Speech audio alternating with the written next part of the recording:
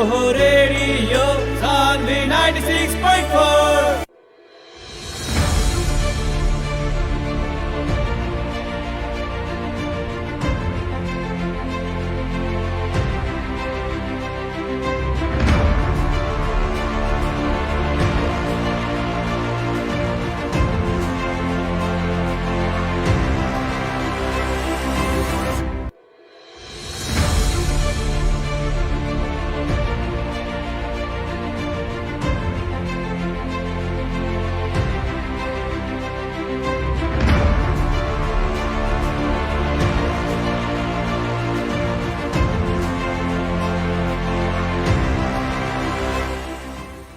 जी नमस्कार प्रणाम स्वागत बा। सुन रहल बानी radio Sanvi 96.4 megahertz. Radio Sanvi 96.4 megahertz पर एतवार से लेकर सुख तक सजिया 5 बजे के भोजपुरी समाचार डायरी के बाद आवेला कार्यक्रम स्थानीय सरकार हमेशा के जैसा उपस्थित हो चुकल बानी। कार्यक्रम साथ में हमारी कार्यक्रम प्रस्तुता राम मंडल, प्रविधि ओर से सानू जी। हमनी कार्यक्रम स्थानीय सरकार में स्थानीय तह, स्थानीय गतिविधि के बारे में, स्थानीय समस्या के बारे में बातचीत करने सन। एक जने अतिथि के भी कार्यक्रम में समावेश करनी सन और आज भी ऐसा एक जने अतिथि लेके उपस्थित हो चुकल बानी सन। एगो विषय पर बातचीत करम सन, खास करके स्थानीय सरकार कार्यक्रम के नाम और स्थानीय स्तर के गतिविधि के बारे में हमने बात करे के पूर्व एगो बात अपने के बताएम सन कि स्थानीय तह के में जनप्रतिनिधि अइला लोग 3-3.5 वर्ष बीत चुकल बाटे। विभिन्न स्थान में पर्सा लगायत देश भर विभिन्न स्थान में कर्मचारी जनप्रतिनिधि के खींचा तानी से आम जनता सेवाग्राही मर्का में परत आइल बाटे। के न हो कर्मचारी के अभाव त के न हो कर्मचारी के मनमानी से लेके विभिन्न गुनासा सब सुनत आवल गइल बा। त के न हो कर्मचारी समय में उपस्थित ना होके के ऐसन भी शिकायत सुनल गइल बा। वही तरह सरुआ बढ़ुआ और अपन आदमी राखे के होड़बाजी करार में ई सब भी देखल गइल बाटे स्थानीय तह में। खास करके स्थानीय तह के व्यतिथि के बारे में हमने आज बातचीत करें सन और ऐसा एगो स्थानीय तह के बारे में बातचीत करे के खातिर आज हमने के साथ में बानी पर्सा के जीरा भवानी गाउँपालिका के अधिकृत शिवचंद्र ठाकुर जी। वहाँ से बातचीत करें सन। खास करके शिवचंद्र ठाकुर जी इससे पहले प्रमुख प्रशासकीय अधिकृत रहनी पर्सा के जीरा भवानी गाउँपालिका के और लगभग 1 महीना में 3 गो प्रमुख प्रशासकीय अधिकृत लोग वहाँ चेंज हो चुकल बाटे। जीरा भवानी गाउँपालिका कहीं ना कि के न हो कर्मचारी के अभाव बा त के न हो कर्मचारी के कहीं न होड़बाजी बा प्रमुख प्रशासकीय अधिकृत या फिर अधिकृत के लाइन में। जी हाँ, ये संदर्भ में बातचीत करके खातिर हमनी के साथ में बानी पर्सा जीरा भवानी गाउँपालिका के अधिकृत शिवचंद्र ठाकुर। वहाँ से बातचीत करम सन। हमनी के कार्यक्रम में सानू जी फोन लगा रहल बानी शिवचंद्र जी से और बात करम सन जीरा भवानी गाउँपालिका के बारे में। तो कहीं अपने के एगो जानकारी दे दी कि खास करके आज ही एगो नया अधिकृत वहाँ आइल बानी जीरा भवानी गाउँपालिका के कार्यालय सिरवा में प्रमुख प्रशासकीय अधिकृत के रूप में सुरेश शाह जी हाजिर भइल बानी। जी वहाँ के गाउँपालिका के उप प्रमुख जी माला लगा के स्वागत भी कैले बानी। इससे पहले 2 जने कन्या प्राण मेहता भी रहनी प्रमुख प्रशासकीय अधिकृत और शिवचंद्र ठाकुर जी। 2 जने के बीच के खींचातानी के कारण आज तीसर का प्रमुख प्रशासकीय अधिकृत के रूप में सुरेश शाह जी वहाँ हाजिर भइल बानी। जी और 1 महीना के अंदर लगभग घटना भइल बाटे वहाँ गाउँपालिका में। 1 महीना के अंदर सेवाग्राही विभिन्न समस्या में परत आइल बाटे। विकास निर्माण के काम से लेके आम जनता के दैनिक सेवा जौन मिलेला गाउँपालिका से ऊ मिले ना सकत रहे। ई कर्मचारी लोग के खींचातानी रहे। जेमे कि विशेष बात हम कह दी कि जनप्रतिनिधि लोग के ही मिली भगत में अपन आदमी प्रमुख प्रशासकीय अधिकृत में लियावे के खातिर ये सब षड्यंत्र या फिर ये सब चीज़ भइल बाटे कह के हमनी के जानकारी प्राप्त होइल बाटे। और खास करके यही में हमनी एक जने प्रमुख प्रशासकीय अधिकृत जे रहनी शिवचंद्र ठाकुर जी वहाँ से हमनी आज बातचीत करम सन और शायद वहाँ के फ़ोन रिसीव नहीं के होत। सानू जी फोन लगा रहल बारी और हमनी ये विषय में संदर्भ में बातचीत करें सर। और खास करके स्थानीय तह के बारे में बातचीत कल जाओ तो 2074 साल में चुनाव भइल स्थानीय तह के और जनप्रतिनिधि विहीन लंबा समय देश में 20 वर्ष ले लगभग चुनाव ना भइल रहे और कहीं ना कि 20 वर्ष के बाद चुनाव भइल तो स्थानीय तह में जनप्रतिनिधि लोग आई लोग। और खास करके देश में 3 गो सरकार बा, संघीय सरकार, प्रदेश सरकार, स्थानीय सरकार। सबसे बेसी अधिकार काम कर्तव्य जौन बा स्थानीय सरकार के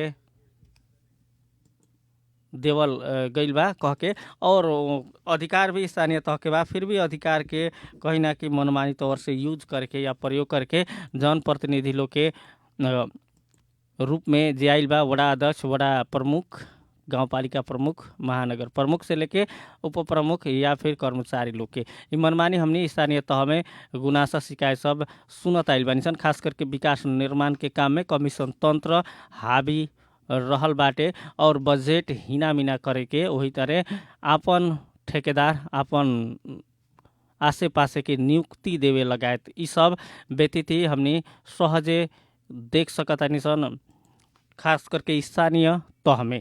और स्थानीय तह के गतिविधि और स्थानीय निकाय के बातचीत के बारे में बातचीत करेला हमनी जीरा भानी गाउँपालिका के एक जने खास करके अधिकृत बानी वहाँ भी शिवचंद्र ठाकुर जी, जे कि इससे पहले प्रमुख प्रशासकीय अधिकृत रहनी और प्राण मेहता भी प्रमुख प्रशासकीय अधिकृत में वहाँ रहनी, लेकिन अभी दोनों जाने नहीं खेलोग तीसर का प्रमुख प्रशासकीय अधिकृत आज वहाँ जाके हाजिर भइल बानी सुरेश कुमार शाह जी।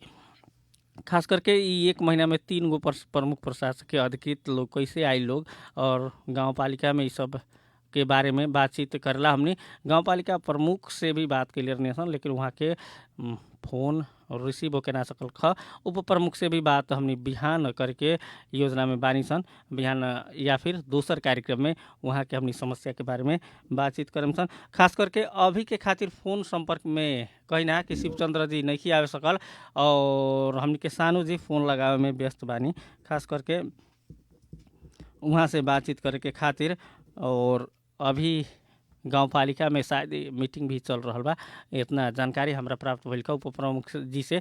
हो सकता है कि वहाँ मीटिंग में व्यस्त होके, लेकिन शिवचंद्र ठाकुर जी अभी हमनी के संपर्क में भी आ चुकल बानी जीरा भवानी गाउँपालिका से। शिवचंद्र सर, अपने के कार्यक्रम में स्वागत बा। जी सर, नमस्ते, धन्यवाद जी। जैसे कि अब 1 महीना के अंदर लगभग जीरा भवानी गाउँपालिका में आज एगो नया प्रमुख प्रशासकीय अधिकृत ऐनी है। इससे पहले भी 2 जने अधिकृत रह चुकल रहलक लोग, खास करके अपने और प्राण मेहता जी। खास करके कर्मचारी के इतना ज़्यादा थीचो मिचो रहे, 1 महीना में सेवाग्राही के भी गुनासो रहे, प्रमुख प्रशासकीय अधिकृत लोग के थीचो मिचो रहे। खास करके समस्या का भई रही बीच में? सेवाग्राही सबसे बढ़िया से सेवा कैलक। हाँ, हमारा कार्यकाल में तो 10 बजे से लेके अब तक रेगुलर जैसे 4 बजे तक कंटिन्यू रहे। सब पहले वाला ऑफिसर सब जे रहे से तो कहियो आवे कहियो ना आवे, कोनो मतलब न रहे। उ सब के तो अपन संचालन जैसे से वीरेगंज से होते रहे ऑफिस। जी। वही प्रक्रिया जैसे से अपने के फिर हमरा पश्चात जैसे से अपने के प्राण मेहता जी अलन, वो जैसे से अपने के वीरेगंज वासी बारन, वो अपन वीरेगंज ऑफिस जैसे से संचालन कैले बारन। यहाँ अपने गाउँपालिका में आल तो अभी तो स्टाफो शून्य बुझाता, सेवाग्राही भी जैसे से वितृष्णा में है। हाँ, एकदम असंतुष्टि के वातावरण है। जी। जैसे कि अभी समस्या वहाँ के जनप्रतिनिधि लोग से भी हम पूछनी है, बड़ा अध्यक्ष लोग से भी हम, तो गाउँपालिका में खास करके जाए वाला बात तो कार्यालय सहयोगी जाला, गाउँपालिका खोल के बढ़ जाला, ओकरा बाद कर्मचारी लोग अइबे ना करेला लोग। बड़ा अध्यक्ष लोग के खास करके हुए गाउँपालिका राम भरोसे चल रहा बा, उ लोग के कहनाम हुए बड़ा अध्यक्ष लोग के। खास करके ई पछिलका समय में ऐसा रौरा जब प्रशासकीय अधिकृत रहनी तो ऐसा भइल बा कि ना? जी ना, हमरा कार्यकाल में एकदम जैसे से अपने के कंटिन्यू रहे। खाली अपने के एक आध गो स्टाफ है जे कि ना आवे तो ओकरा सबके फाँट हम चेंज कर देने रही। हम कहली जौन स्टाफ यहाँ कामे न करी ओकर जैसे से तो यहाँ कोनो अर्थे ना है, कारण हमरा तो काम चाहिए। जी। जैमें कार्य क्षेत्र परिवर्तन कैने रही मदन सत्याल के। जी। मदन सत्याल तो 1 महीना के हाजिर वहाँ कर ले रहनी एके में राखे तो। हाँ, 1 महीना के वो सब तो हाजिर करना साधारण बात है गाउँपालिका के लिए। तो बिना ड्यूटी कह के ही हाजिर कर लो गाउँपालिका में? हाँ, यहाँ चलन यही है अभी तक लन। हाँ, एहिठाम जैसे से जे जहिया आवे सब दिन हाजिर कर ले, यह प्रक्रिया चलता है यहाँ। हम्म, यहाँ कोनो जैसे अपने के टाइम टेबुल के समय के कोनो बात ना है, पकड़ो कोई जैसे से कहला। मेन चीज है अपने के प्रमुख प्रशासकीय अधिकृत अपने खुद जैसे से रेगुलर ना रही तो दूसरे स्टाफ के कथी कही ना। जैसे कि आज आज भैया यहाँ नया प्रशासकीय अधिकृत प्रमुख प्रशासकीय खास करके ई काहे होला कि एगो एक महीना में 2 गो 3 गो प्रशासकीय अधिकृत के चेंज करे के, खास करके रौरा का देखनी ई काहे चेंज इतना जल्दी जल्दी काहे चेंज होला लोग? ये सब जैसे से अपने के राजनीतिक प्रभाव है। अब जैसे हम रहली तो मोर देन जैसे से 90% आदमी बेसी संतुष्ट रहे, लेकिन कुछ आदमी ऐसा भेल जकरा जैसे से असंतुष्टि भेले। हाँ, देखी अपने प्राविधिक कर्मचारी बानी, अपने प्रशासन के कैसे हैंडल करबे। जी जी हाँ, लेकिन ये बात तो नहीं खे अपने के 3rd क्लास से जैसे से हम तो 2nd क्लास बानी सचिव। जी जी जी उप सचिव जी। 3rd क्लास से अपने के जैसे से ये प्राविधिक प्रशासन न लागेला, लेकिन सामान्य प्रशासन मंत्रालय में ओकर बलजफ्ती आईन कानून कथी लड़ले बा जना प्रशासने के आदमी प्रमुख प्रशासकीय अधिकृत होई। हाँ, यानी कि उ नौसिखिया भी होको लेकिन अधिकृत हो जाए नया भी जी वो तो तुरंते वाला हुई तो कोनो फर्क नहीं के। जैसे अपने के प्राणी जी के हमरा में कंपेयर करम तो हम जैसे से अपने के 3rd क्लास तो उनका से 5-7 वर्ष पहले के बानी। जी हाँ, आ वो तुरंत के जैसे से अपने के भल के 3rd क्लास बारन तकर बाद हम तो जैसे से अपने के 8वीं तक उप सचिव स्तर जी जी जी भेला भी हमरा ऐसे से 2 वर्ष हो गए ना। तब ये तक कानूनन प्रक्रिया नेपाल में कथी है ये बात जैसे से तो उप सचिव के तो अधिकृत प्रमुख प्रशासकीय अधिकृत कानून तह से तो बढ़ले बात जी। तब बात हम प्राविधिक बानी जी, प्राविधिक बानी अपने। हाँ, तो प्राविधिक के जैसे से देश में प्रशासन वाला ऑफिस में कोनो ओकर अथी छवि ना है। वहाँ ओकनी के जैसे से अपने के प्राविधिक न चाहिए, प्रशासने वाला चाहिए। 3rd क्लास है तक का भेले, सूबे होती तक का है सूबा के जैसे से अपने वो रेगुलर ऑफिसर बनाई, लेकिन जे उप सचिव होई जे क्लास 3 ऑफिसर होई ओकरा ना दी। यानी कि ऐसा सामान एगो ऐन भी बाटे बीच में एगो बाधा बनल और ओकरा बाद ई ऐन के अपन फायदा उठावे वाला लोग जनप्रतिनिधि और नेता लोग भी बालो। जी जी जी जी। अब जैसे कि जीरा भवानी गाँव पालिका तो खुलबे ना करला। पछिलका दिन में हम 2 गो वार्ड अध्यक्ष से वहाँ से बातचीत हम कई नहीं, दोनों वार्ड अध्यक्ष लोग के का शिकायत रहे कि यहाँ के प्रमुख उप प्रमुख बीरगंज रहेला लोग, प्रशासकीय अधिकृत बीरगंज रहे नहीं, काम बीरगंज से होला, यहाँ सिर्फ कार्यालय सहयोगी रहे नहीं लोग, भगवान भरोसे गाँव पालिका चलता कह के।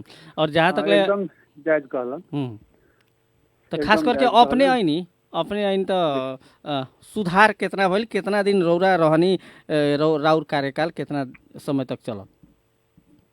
हाँ, मोटा मोटी 1 महीना रहली। हाँ, 1 महीना रहली। वही दरमियान में जैसे से अपने के ऑफिस रेगुलर चले। 10 बजे से जैसे से अपने के 4 बजे तक रेगुलर। हाँ, वही में कथी रहे जे अपने के पेंडिंग अभी भी जी जी गांव पालिका के कार्यक्रम सब इतना पेंडिंग पड़ल है। हाँ, जे 1 महीना वो काज जैसे से हम सकैबते हमर बीत गए, लेकिन तैयो पूरा हम न कर सकली कारण बहुत वर्क एकर बाकी है। बुझली? यहाँ देश में वर्क वाला आदमी ना चाहिए हमारे रीडिंग में। जी जी जी जी जी। हाँ, यहाँ जैसे से अपने के तेल मालिश करे वाला आदमी, हाँ, आगा पीछा जैसे से नेता सबके घूमे वाला आदमी के आसे पासे नाता गोता भइल अपन आदमी चाहिए। जी जी जी, हम यह जैसे से अपने महसूस कैली। जैसे अपने लंबा समय से काम लगभग सरकारी कर्मचारी रहल बानी, खास करके पहले कर्मचारी लोग के बहुत दोष दियात रहे, अभी भी दियाला कि कर्मचारी कर्मचारी लोग 20 वर्ष चले लोग। अब जनप्रतिनिधि लोग आइल बा लोग, रौरा का देखले बानी, कर्मचारी लोग ठीक रहे कि अभी जनप्रतिनिधि लोग और भ्रष्ट हो गइल बा? न, कर्मचारी ठीक रहे कि कर्मचारी तो कहियो अपने के मापदंड से बाहर ना जा सकी जल्दी, लेकिन यह राजनीतिक दल के सपोर्ट रहेला तो मापदंड से बाहर जैसे से चल जाला। जी कारण जे अब जब हाथ छत्ता जब ओढ़ले रहम तो घाम के कौन डर है, कतनो गर्मी लागत तो अपने के फर्क ना पड़ी, छत्ता तो बा ना। जी जी जी संरक्षण राजनीति तो बढ़ले बा। जी जी यह जैसे से हम देखली जगह के जैसे से स्थिति अभी तो अनकंट्रोल है, बुझली। अभी अपने के वड़ा अध्यक्ष जी सब कहलन से बात सही है, कासा जाला ऑफिस खोल देला, हाँ अपन बैठल रहेला यहाँ। मेनली माने अपने महसूस कल ना जाओ जई घर के घरमूली न रही जी जी जी जी तो वहाँ जनरल कर्मचारी जाके का हुई, जब काज जैसे से बीरगंज से होता। हाँ तो स्थानीय जनता लोग की सेवा लेवला इ त गांव में सरकार सिंह दरबार लेके चल आइल, कहता कि सिंह दरबार घर घर में अपने के सिंह दरबार बा आइल, तो इस सिंह दरबार के जे हाकिम लोग बा लोग प्रमुख लोग तो बीरगंज फेर चल आइल लोग, तो होतना दूर जीरा भवानी गाँव पालिका जौन जंगल से सटल बा यहाँ से बहुत दूर बा, तो लोग सेवा ले के तरह लेवला लोग। अब सेवा बीरगंज दौड़ के लेला, बीरगंज आगे पड़ला जी, जकरा जौन काम बा तौन काम करबा के लिए बीरगंज होकेला। अपने के दौड़ते दौड़ते कर्मचारी सब जैसे अथी पब्लिक सब थक जाला। हाँ लेकिन ओकर कोनो असर नहीं है, कोई कोनो मतलब न करेला।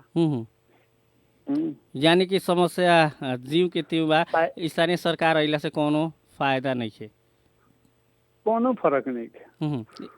वो खाली अपने के जैसे से ये झूठ फूस जैसी से रोड ढलान कला से गली ढलान कला से विकास थोड़बे हुई। जी ना, स्थानीय जनता के भी तो विकास करे के पड़ल, स्थानीय जनता के सुशासन के तो जो अनुभूति बा ओके होके पड़ल।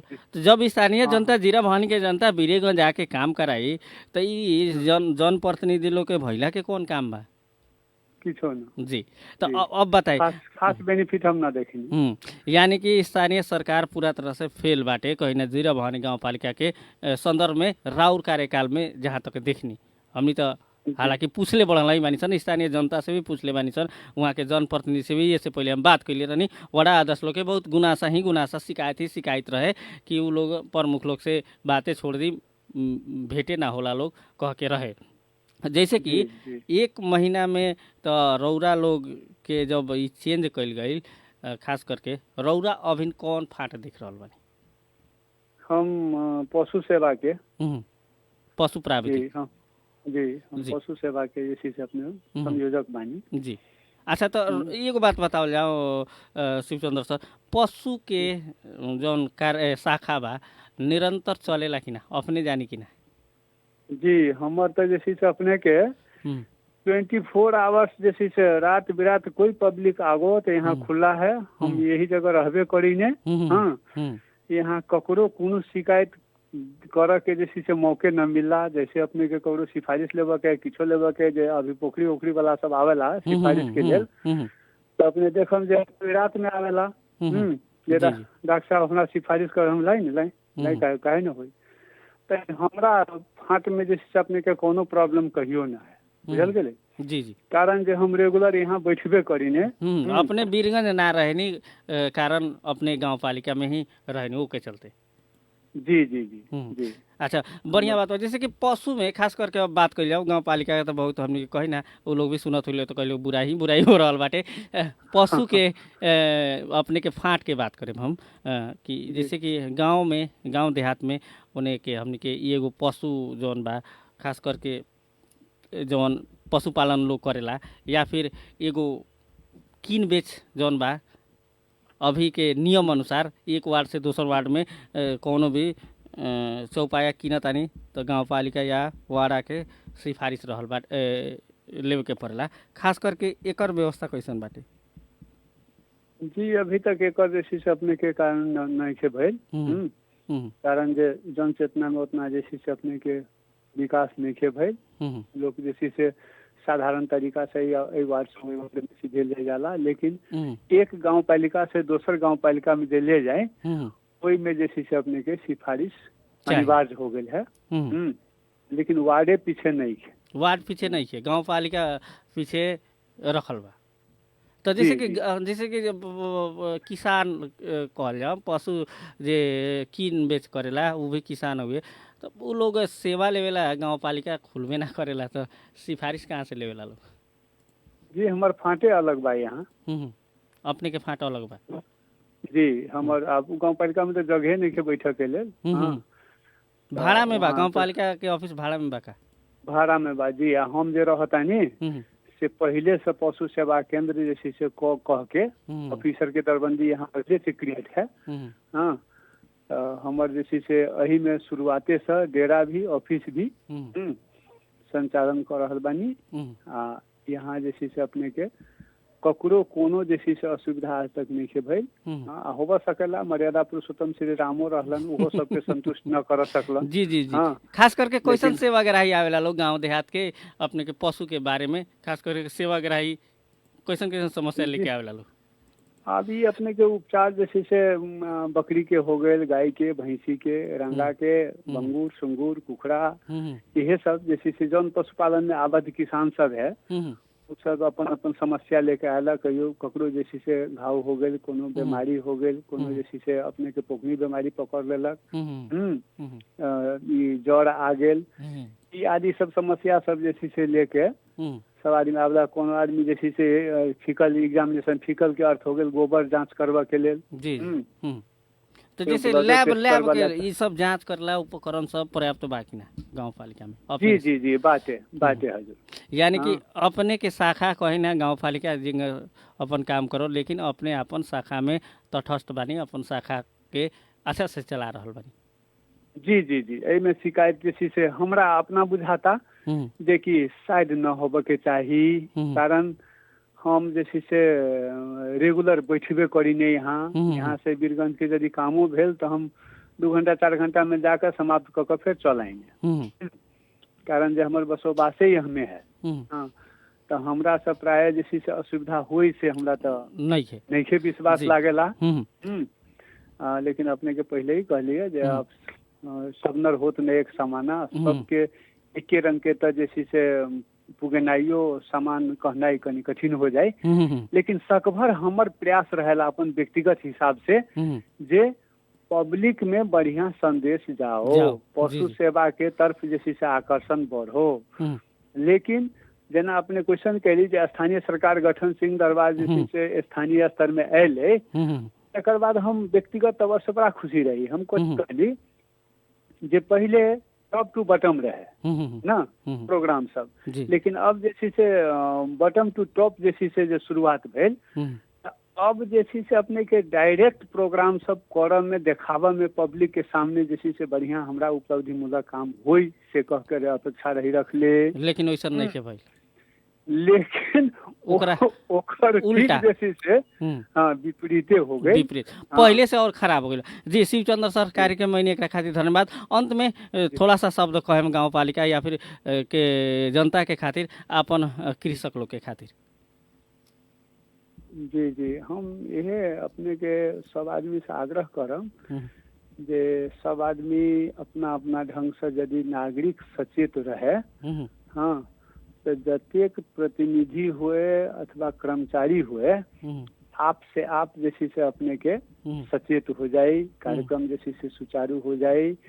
आ दोषारोपण बड़का जैसे से अपने के विडम्बना है, ककरो प्रति दोष लगेना कि हमरा हिसाब से जैसे से आचरणहीन व्यक्ति के काम है।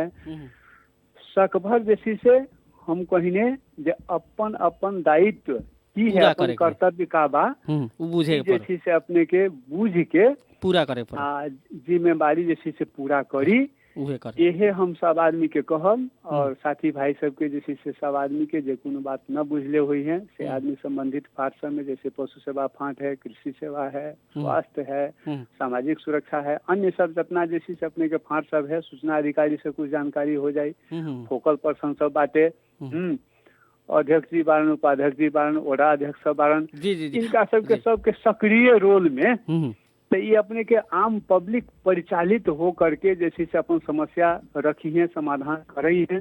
हमनियो यदि हमरा से हमनी से कोनो जगह गलती होता तो ओकरा जैसे से सचियावा के मौका दी है, अवेयरनेस करबी है। जी ये हम कह के सब आदमी से जी। विदा मांगतानी। जी नमस्कार। नमस्ते। त्रुटि हुए तो माफ करें। के लिए क्षमा प्रार्थी। जी शिवचंद्र सर सानवी एफएम के तरफ से कार्यक्रम प्रस्तुता राम मंडल के तरफ से बहुत बहुत धन्यवाद अपने के कार्यक्रम में समय दिला के चलते। जी ठीक बात सर, नमस्ते। जी वहाँ यहाँ शिवचंद्र ठाकुर जी कहीं उप सचिव हैं अधिकृत के पद में बानी अभी खास करके प्राविधिक कर्मचारी भैला के चलते वहाँ के प्रमुख प्रशासकीय अधिकृत ना मिलल। जीरा भवानी गाँव पालिका में 1 महीना में 3 गो प्रमुख प्रशासकीय अधिकृत चेंज हो चुकल बा लोग। आज के खातिर निर्धारित समय खत्म हो चुकल बा। बिहान फिर से दोसर अतिथि दोसर विषय के लेके उपस्थित होके कर सन। तब तक ले अपने के धन्यवाद। सानू जी के टेक्निकली सपोर्ट ला धन्यवाद देत राम मंडल के विदा दी। नमस्कार।